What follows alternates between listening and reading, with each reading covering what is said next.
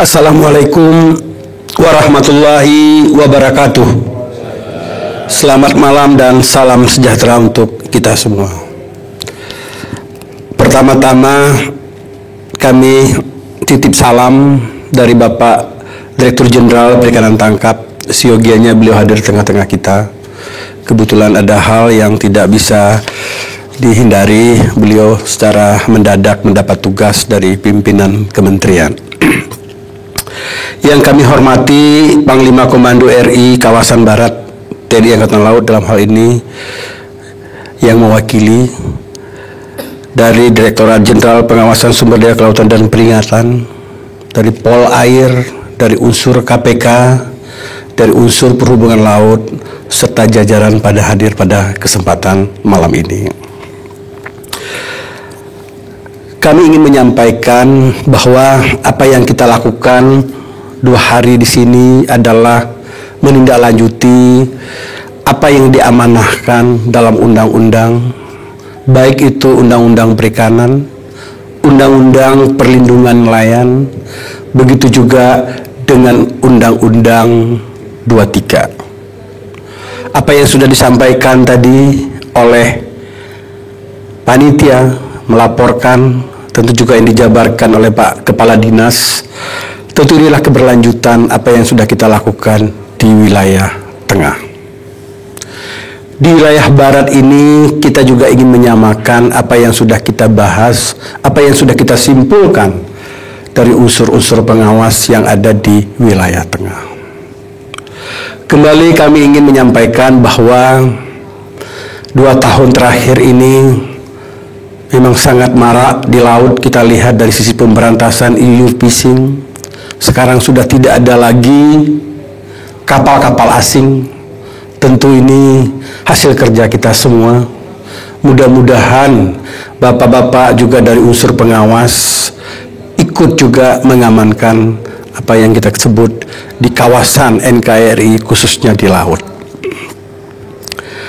Dengan undang-undang yang baru ini, tentu di daerah ini ada perbedaan yang bermacam-macam. Di satu sisi 10 gross ton ke bawah sesuai Undang-Undang 23, izinnya itu ada di tingkat provinsi. Di satu sisi Undang-Undang Perlindungan Nelayan itu tidak perlu izin dan bebas. Dalam waktu dekat tentu Kementerian Kelautan dan Perikanan akan mengeluarkan peraturan menteri tentang usaha. Mudah-mudahan pertentangan itu dan perbedaan persepsi dari ada yang di tingkat provinsi dan kabupaten kota, khususnya juga yang menyangkut di pusat, bisa terkendali dan bisa terselesaikan. Oleh karena itu, amanah-amanah yang ada di undang-undang, amanah-amanah yang ada di peraturan, tentu kita samakan persepsi, dan pada ujung-ujungnya adalah kesejahteraan nelayan dan pengendalian khususnya sumber daya ikan di laut bisa kita lestarikan. Kita ketahui bahwa hasil evaluasi kami ada 34 provinsi, 34 macam mekanisme yang ada yang kita lakukan, baik itu di darat di laut. Kita akui bahwa asal mulanya permasalahan di laut tentu berawal dari darat, Pak. Kami hadirkan di sini mulai besok yang bertanggung jawab yang memberikan izin kapal-kapal yang di bawah 30 gross ton, yaitu adalah mewakili pemerintah daerah provinsi, yaitu PTSP.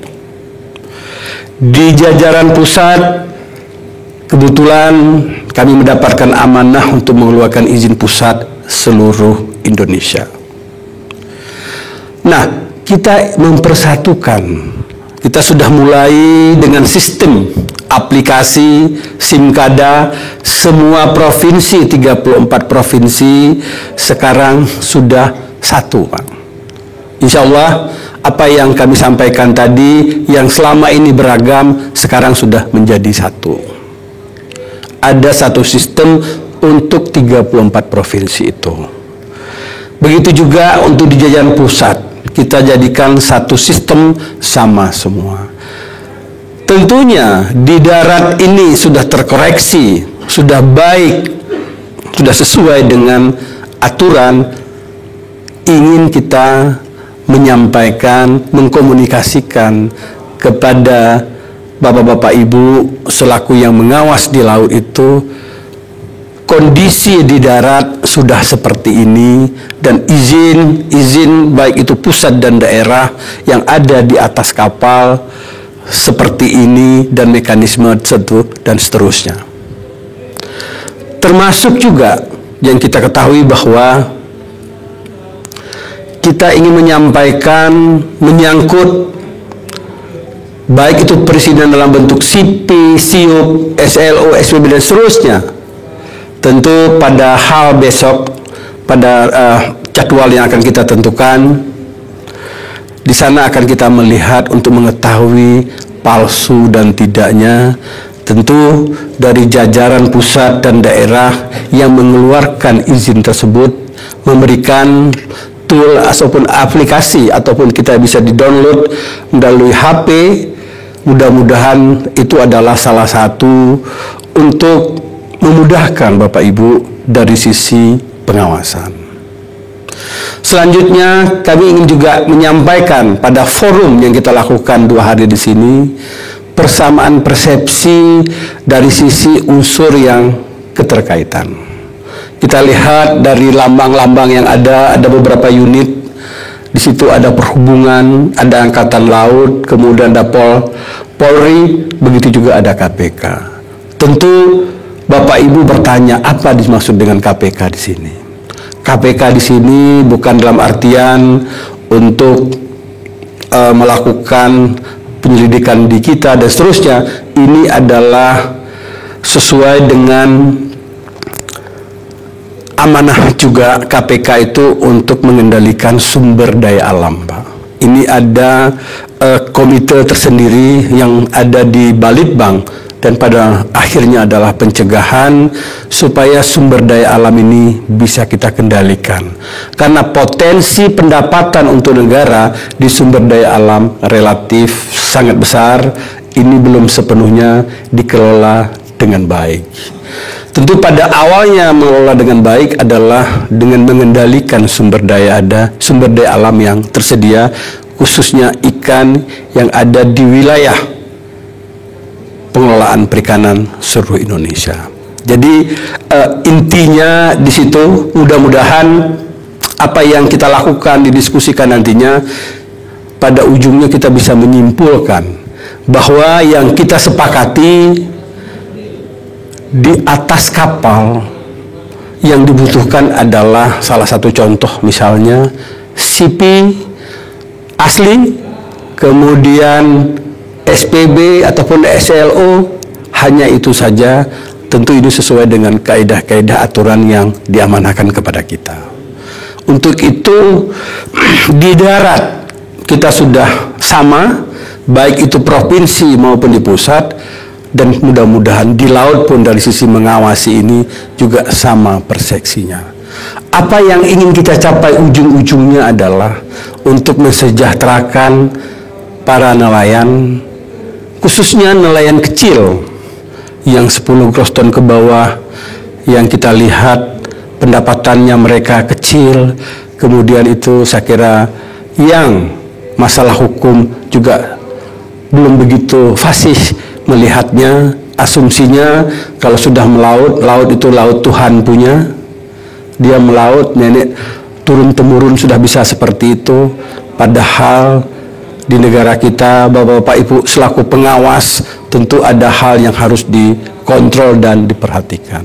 Apabila rakyat-rakyat kita tidak kita lindungi dengan baik, tentu ini membuat malapetaka buat keluarganya sendiri, dan pada ujungnya bisa tindakan sampai mengarah untuk ditahan. Ini yang harus kita coba kita sepakati bersama-sama. Bagaimana dengan nelayan-nelayan kecil yang masih buta aturan, itu kita komunikasi terus, yang kami yang ada di darat, tentu yang ada di laut, selalu Bapak Ibu sekalian unsur pengawas juga kita sinergikan. Tentu tidak melupakan aturan-aturan yang berlaku di Republik Indonesia menyangkut mana yang harus dilanjutkan dari sisi hukum, mana yang diperbolehkan, pembebasan dan seterusnya. Tentu ini kembali kepada unsur pengawas. Seterusnya kami ingin menyampaikan bahwa kita 2 tahun terakhir ini sudah bebas dari kapal asing. Tidak ada lagi kapal asing yang ada di wilayah NKRI, khususnya di laut, untuk menangkap ikan. Di pusat tidak memberikan izin itu, di daerah juga seperti itu. Artinya, kalau ada kapal-kapal asing yang ada di laut, itu adalah ilegal. Oleh karena itu, pada kesempatan yang baik ini, mari kita lindungi laut kita, dan mari juga kita mengayomi, membimbing para nelayan lokal kita. Kami yakin, kalau untuk kapal-kapal yang level pusat 30 gross ton sampai 200 dan seterusnya, saya kira itu mereka sangat memahami. Tetapi kondisi apa yang disampaikan oleh Pak Kadis tadi, yang kecil-kecil itu Pak, yang kecil-kecil itu mereka tidak tahu, yang tahu mereka adalah tidak ada perlu izin, sementara itu membutuhkan itu. Selanjutnya kami menyampaikan juga menyangkut agak sedikit teknis, mungkin besok akan kita bahas, kapal yang lintas provinsi. Ada yang kapalnya pemiliknya izinnya dikeluarkan oleh PTSP dalam hal CQ pemerintah Provinsi Banten, tetapi dia melaut ke DKI Jakarta, pasti di Jakarta itu ditangkap. Dan seterusnya, Jawa Tengah dan berikutnya. Oleh karena itu sebenarnya ada aturan bahwa diperbolehkan antar provinsi, ada mekanismenya, mungkin besok akan kita bahas bagaimana mekanisme yang antar provinsi supaya mereka juga aman. Kemudian menyangkut alat tangkap. Alat tangkap ini di dalam surat izin juga disebutkan alat tangkapnya apa. Ternyata di kondisi di lapangan tidak melakukan seperti itu. Ini mudah-mudahan melalui pimpinan baik itu di Angkatan Laut, Polair, Pengawasan Sumber Daya Kelautan dan Perikanan dapat menyampaikan kepada jajarannya pada saat melakukan tugas di laut, persepsinya sama, apa yang kita lakukan di darat, begitu juga tindak lanjut yang ada di laut. Terakhir kami ingin menyampaikan, 2 tahun terakhir ini banyak hal sebenarnya, ketetapan-ketetapan dan aturan, baik itu yang menyangkut Kementerian Kelautan dan Perikanan, ada Permen 2, pelarangan lobster, pelarangan alat tangkap yang ramah lingkungan, begitu juga tidak boleh transshipment. Ini besok kita bahas sebenarnya bagaimana sih yang dimaksud dengan kondisi terjemahan dari peraturan menteri tersebut.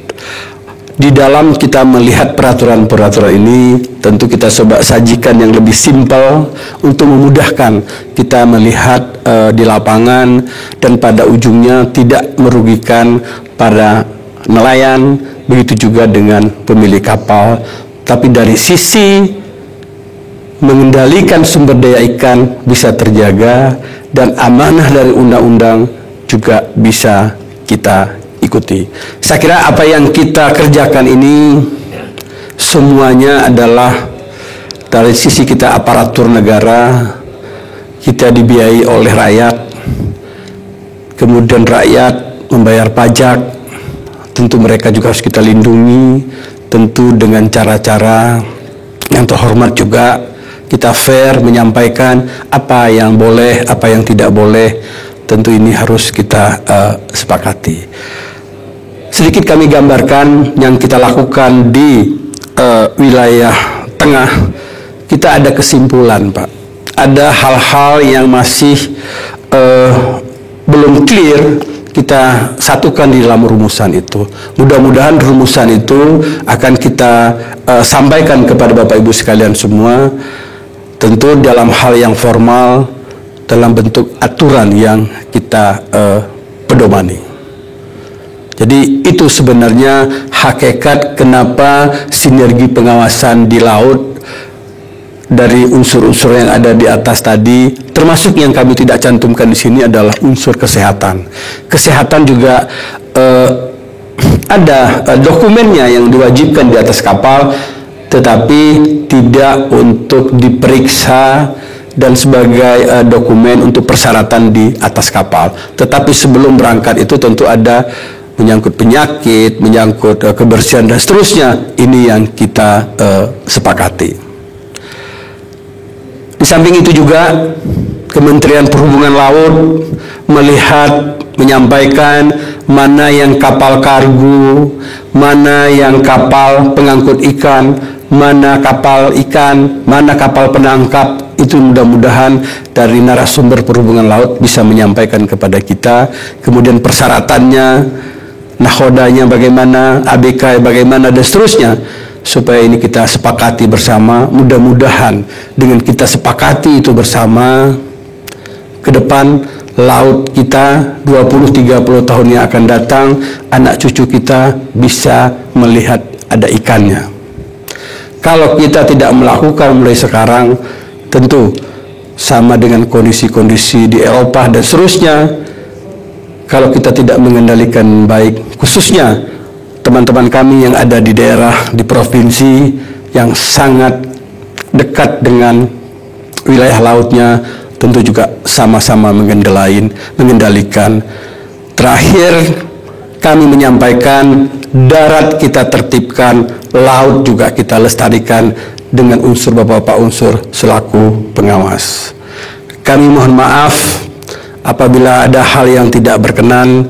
Mudah-mudahan apa yang kami sampaikan, cita-cita kita untuk mesejahterakan rakyat, khususnya rakyat stakeholder di bidang kelautan dan perikanan. Dengan mengucapkan Bismillahirrahmanirrahim, sinergi pengawasan di laut, pemeriksaan dokumen perizinan di atas kapal secara resmi kami buka. Terima kasih. Assalamualaikum warahmatullahi wabarakatuh.